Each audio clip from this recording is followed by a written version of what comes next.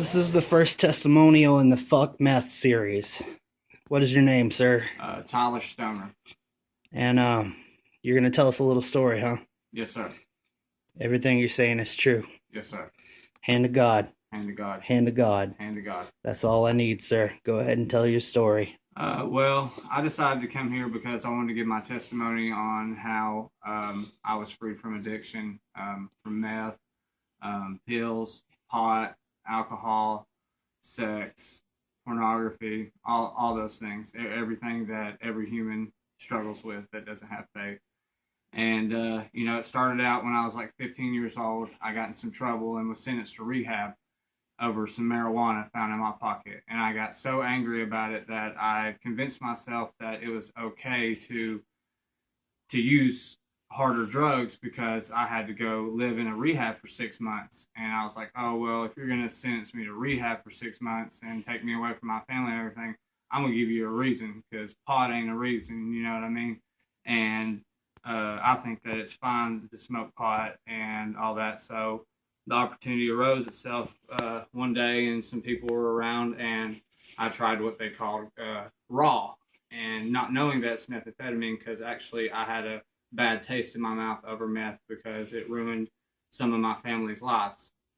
And so I tried it, and it was like the most awesome feeling ever, at first and everything. And, stayed up for like a week, didn't eat, come down. And the first time I come down and woke up, I looked in the mirror and I thought to myself, I like literally started crying and was like, oh my God, I look like Frankenstein. Like that's the only thing I could think was that because it had changed my face so much, I looked like death walking. Well, it proceeded that I was on the run during that time from the law, and I was sentenced to go to boot camp for a crime I committed while on drugs. I was taking Klonopins at the time and kicked in a guy's door and beat him up in front of his kids real bad. And he pulled a gun on me, and I cut him with a knife and all this stuff. And so I ended up getting sentenced to all these felonies. And by the grace of God, I happened to be 16 when I committed these felons. My birthday was like 14 days later, to where they were trying to prosecute me as an adult, but they couldn't. And so I was saved from 45 years in prison for the crimes I committed while on just Klonopins. So all drugs are bad, but meth seems to be worse than others because it will take a great mother and turn her into the worst mother there is. She'll kill, steal, rob, not always kill. People don't get to that point, but they will do anything to feed their addiction over their child.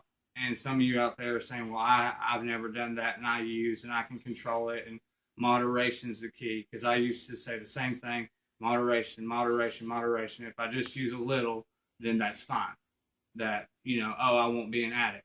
But anytime you put anything into your body that changes and alters your mind, even smoking marijuana, because when you do it, you breathe it in and you automatically want to cough it up and it makes your eyes glossy. It takes your focus off things that are more important in life.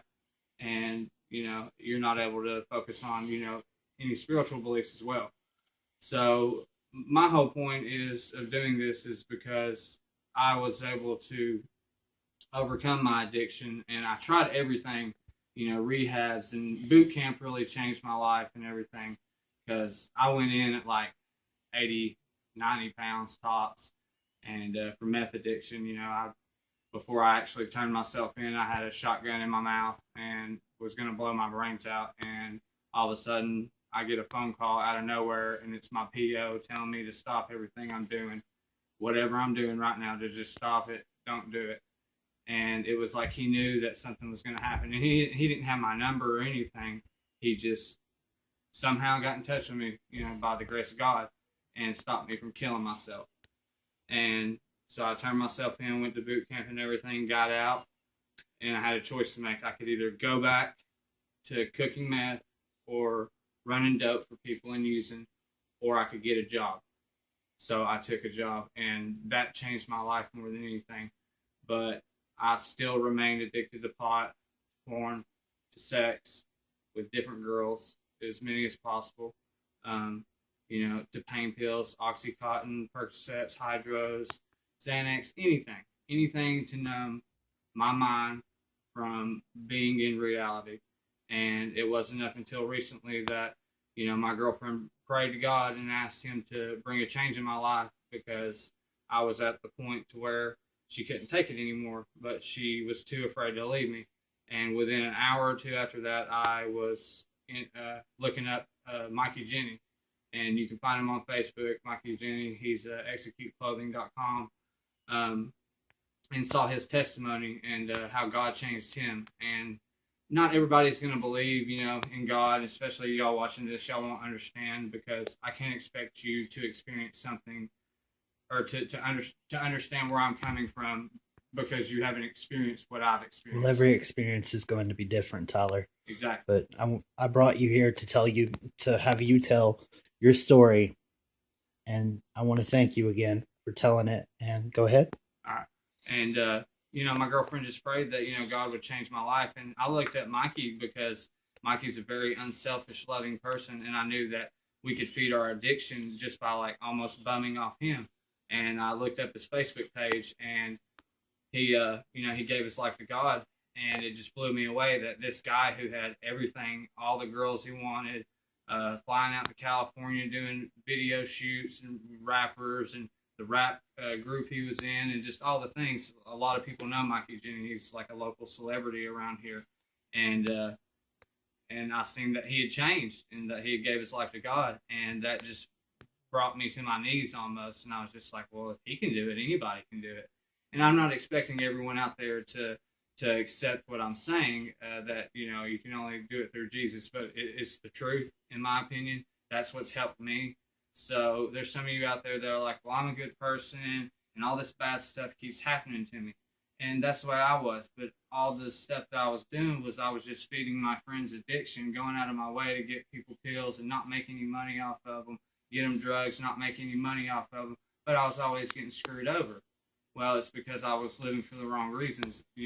It took me surrendering all my problems. And when I say all your problems, I mean like all of them, man. I mean, your financial problems, your health problems, your worries, your pain, everything. You surrender it all, and He will come to you. And I did this in my bedroom. I was in my bedroom, and the Lord came into me and filled me more than heroin ever did, more than meth ever did, more than pot, pills, anything ever did.